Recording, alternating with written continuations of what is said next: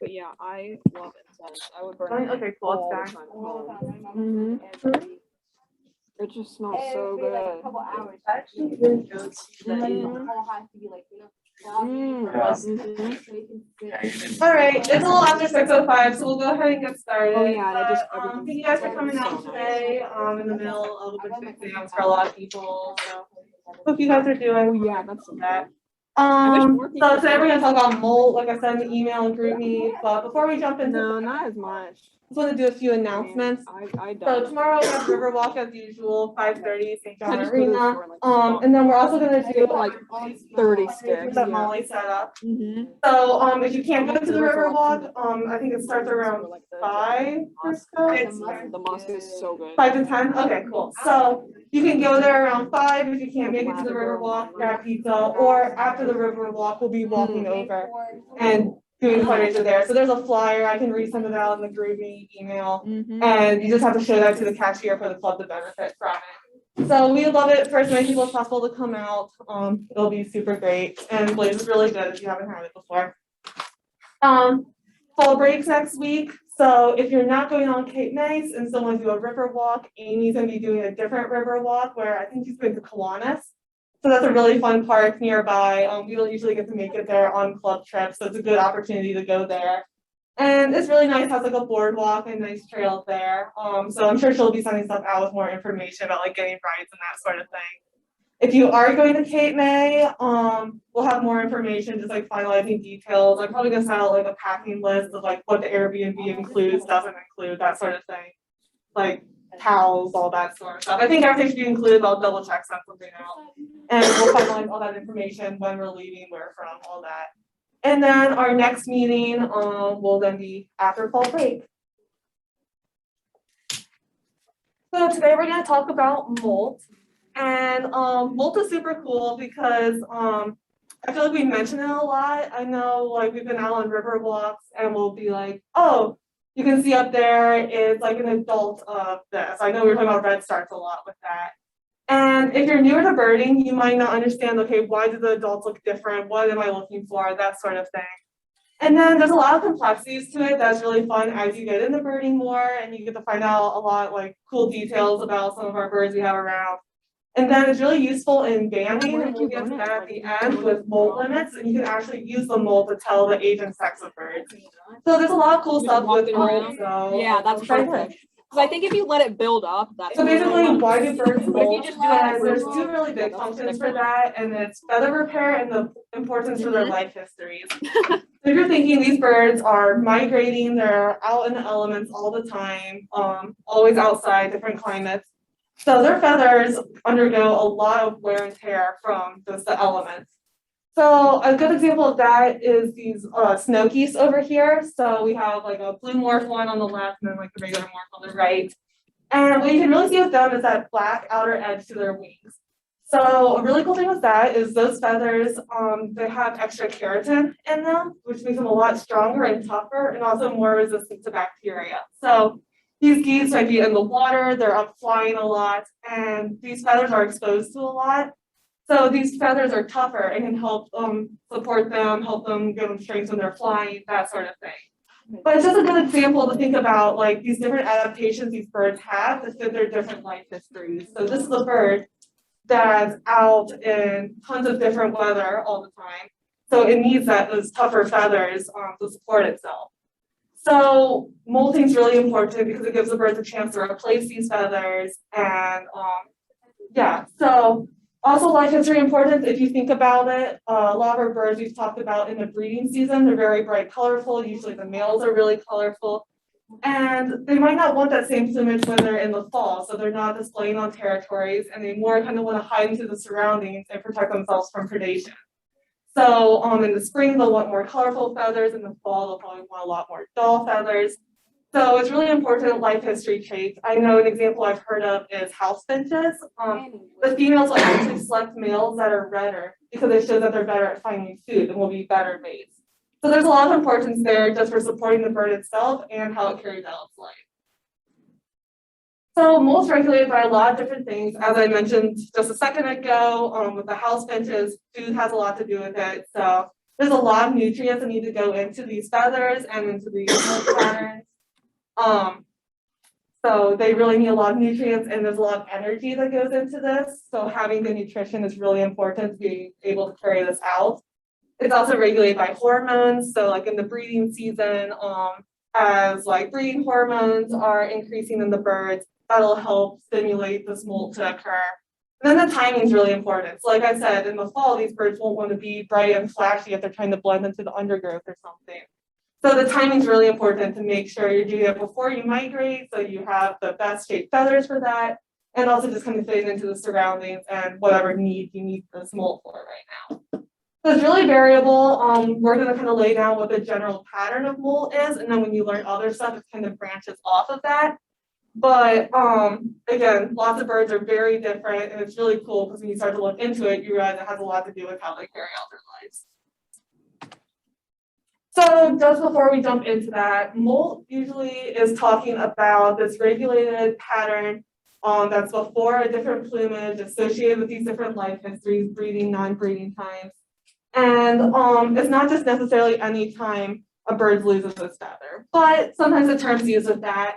And birds will still replace feathers as needed. They don't have to wait for molt until they can do that. So you might have seen birds like this cardinal here without a tail. Some birds have like a muscle near their tail, so that if it gets caught by a predator, they can release those feathers and get free. Or they just lose a feather through anything. I know I see a lot of like turkey vultures around, like missing some feathers, looking all ugly. But they can still replace those feathers as needed. They don't have to wait for their next molt to replace them. So the difference between molt and the feature of the term plumage. So plumage is what that actual feather pattern is. So it might be what you consider like the breeding, non-breeding, that sort of thing. And then the molt is the process of changing those feathers to get to that point. So plumage is the feather pattern itself, molt is the process. So the main like three categories of plumages we have are the formative plumage, and that's the first set of feathers the bird has after leaving the nest. Then they'll go into their basic plumage. So that's typically considered the non-breeding plumage, not always the case. Some birds will just kind of keep the same basic plumage like all the time. It's always not necessarily at non-breeding time, but it's just kind of like the standard. And then you also have your alternate plumage. So that's a lot of the times what we consider the breeding plumage, or just when they change away from that basic. So the example here is indigo bunting. You can see right after leaving the nest, it has this formative plumage that's still kind of good for hiding. The basic plumage is much duller, and then the alternate, when it's trying to defend its territory, is that bright blue. So also before we jump into the pattern itself, I want to touch on sexual dimorphism. So when we're looking at that indigo bunting there, that's that bright blue, not every single indigo bunting is going to look like that. So the males and females will often look different. And again, this has to do with the role the bird's playing. So if a female bird's trying to conceal a nest, she doesn't want to be neon blue or something like that. So they'll still undergo maybe different patterns of molt, but have their own plumages. So here we have an example of a female evening grosbeak and male evening grosbeak. Still yellows and blacks and grays, but or browns, but different patterns of it. And then pine grosbeak on the right with the male on the left and the female on the right are good examples of how different they can look. So typically you'll have the male as being the flashier color as he's displaying, setting up territories, and then the female wanting to be a little more concealed. But you also have examples of reverse sexual dimorphism. So here we have some phalaropes, red-necked phalaropes, and the female on the left is actually much more colorful than the male on the right.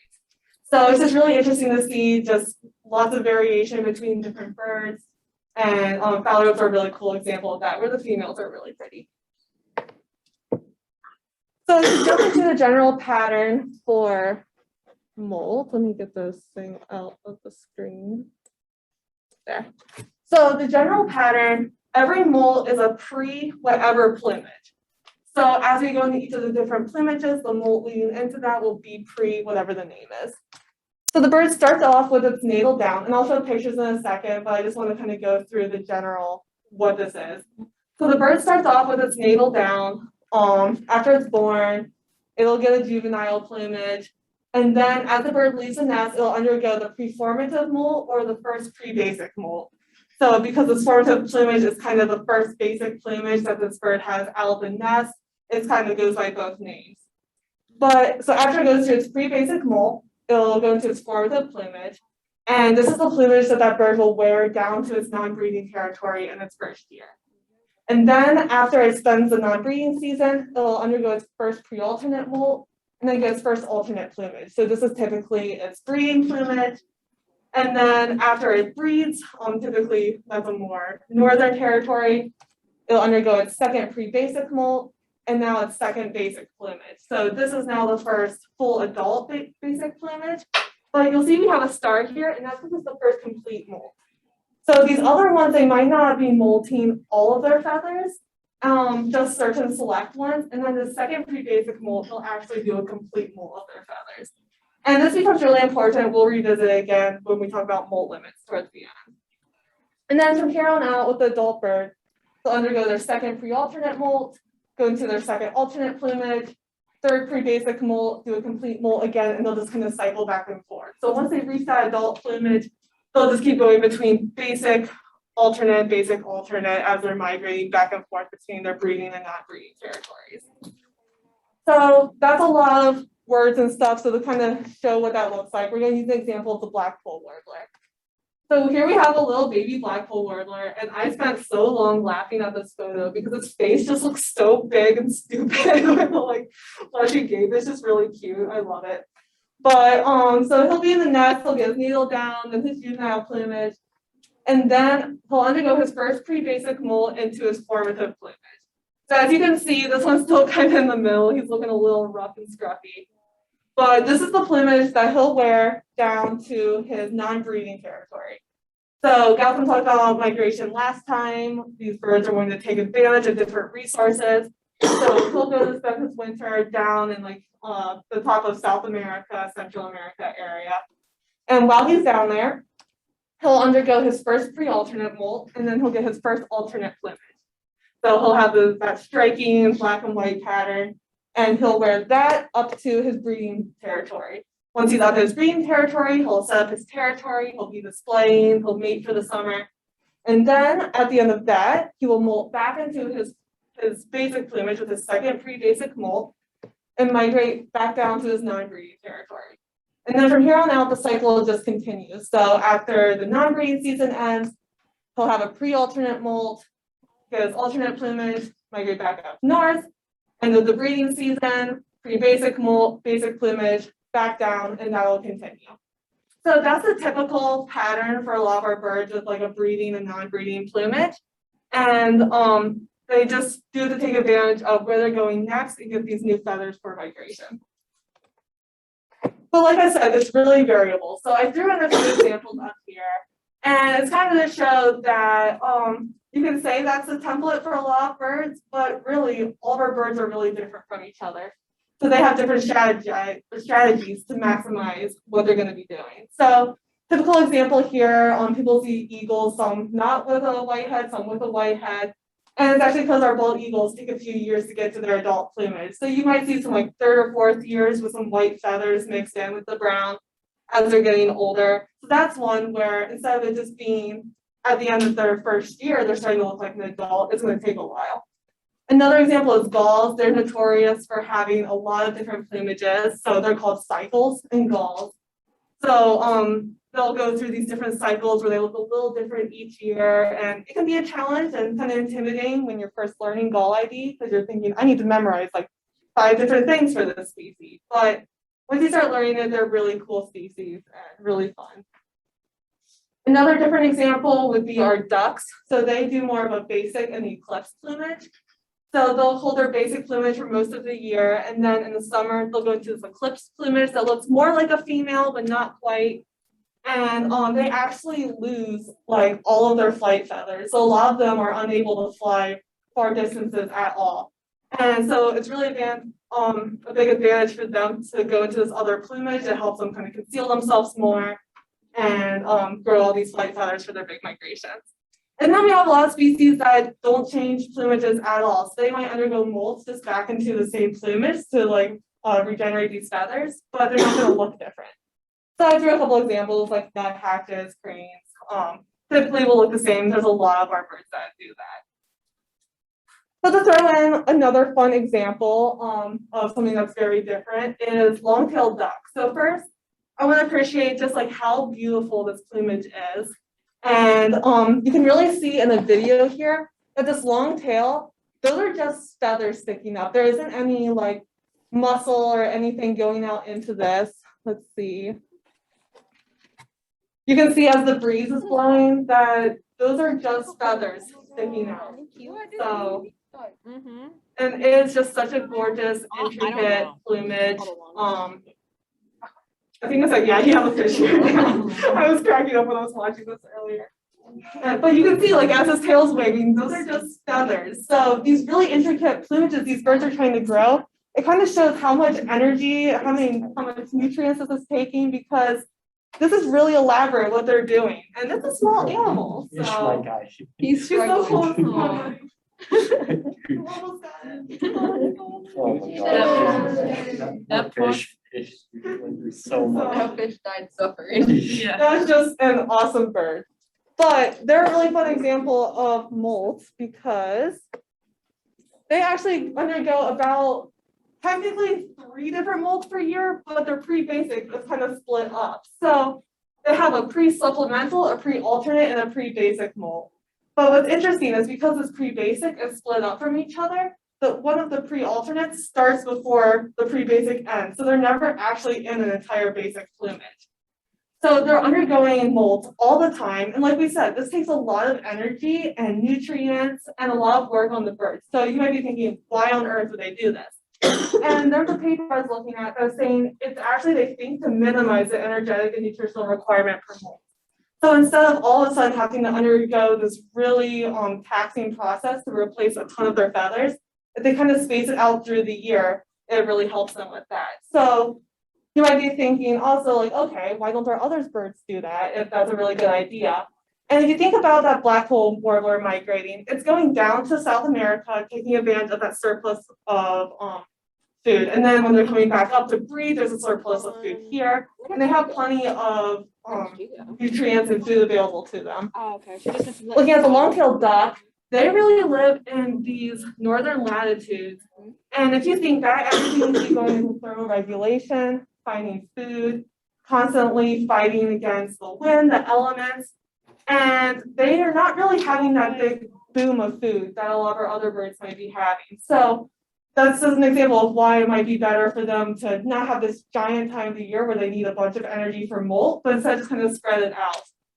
So that's just a really fun example of, again, something different from our usual pattern, but showing how molt really matches the need of each bird.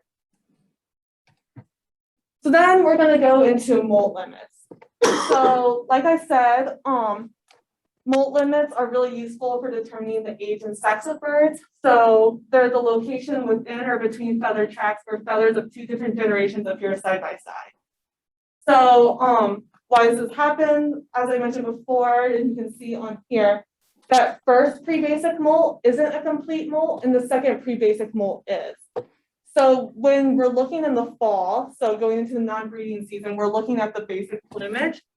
So any birds that were born this past year, they'll still have some of their juvenile plumage next to their formative plumage. If these birds were born last year, they'll have already gone through a second pre-basic molt, so they'll have replaced all those feathers, and you won't be able to see juvenile feathers next to them. So talking about birds that were born last year, this year, every single bird's birthday is January 1st. So whether that's a bird that was born early in the breeding season in like late April, early May, late in the breeding season, even like as late as like September, they're all turned 1 technically as soon as January 1st hits. So right now our hatch year birds are any of the ones born in 2021. Any after hatch years are those born in 2020. Once January 1st hits, everything will be an after hatch year, at least in this area, because I hope stuff isn't breeding on January 1st. So going through that, where we're kind of looking for these molt limits would be in the wings and the tail in particular. So we're going to show, I brought some lights out birds with us to kind of show what these look like, because they can be subtle and difficult to see, but the more you look at them, it really helps to pick them up, and it's a really cool thing to see. So I'm going to kind of say what the different wing feathers are. So when we're referring to stuff, you guys know what we mean if you haven't been introduced to this. So the general feather layout, if you start at the proximal end closest to the body, you have the scapulars are up near the shoulder, and then the tertials would be the longer feathers underneath. Moving across the top of the wing, you then have the lesser coverts. Moving down would be the median coverts, the greater coverts, with the secondaries down below. Moving more distal towards the end of the wing up top, you have the primary coverts, with the primaries coming down, and then there's a modified feather coming off called the alula. So that has a bunch of different functions in different birds. I think one that's really cool is the American woodcock. So if you've seen our shirts that we sold that said paint, they're really fun shorebird with a really cool life history. But what they do is when they're displaying, they'll fly up really high in the air, and they'll do these big circles going up, and they're doing like a little twittering call. And then they reach the top about 300 feet, and they start sweeping back and forth on the way down. And you'll hear a whistling sound as they're going back down. And that's actually the feather that you're hearing, that alula sticking out. Or, I'm sorry, I think it's a little whistling on their way up, and then they start calling on the way back down. But anyways, you hear a whistling sound, and that's that feather catching the air. Do you have a question? Yeah. Yeah, is that the same feather that makes owls like flap so quiet?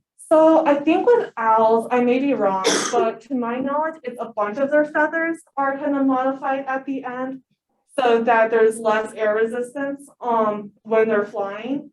But I'm sure the alula probably is like modified too for that. But it's just a really cool feather with a lot of different fun effects of it, different species. So when you're naming the numbers of these feathers, you start off with primaries from the end is 10 and work your way to 1. And then the first secondary is right next to the first primary and work back up to 10. So a lot of these birds, some of the ones that's difficult to see these molt limits on, they'll say, look at in particular, like the 10th secondary. So they have a formalized numbering system for help with that. We didn't bring anything that complex today. So just to kind of show up here what we're going to be looking at, first looking at wing location. Here's an after half year bird, there's a half year. And you can really see on our after half year, it's all this dark black, very uniform throughout. And on the other hand, you're looking at the half year. It's darker through here, the feathers look very different edging, but particularly looking at like the black versus the gray out in these feathers here, in those primary coverts, you can see that there's a color difference for sure there. And then looking in the tail, again, you can see a color difference, and also the shape of the feathers becomes really important. So in the half year bird, you see they're much more pointed coming down, where in after half year, they're much more rounded. And half year, a lot of time you'll see some fraying at the end of the feathers as they're getting pretty old. So now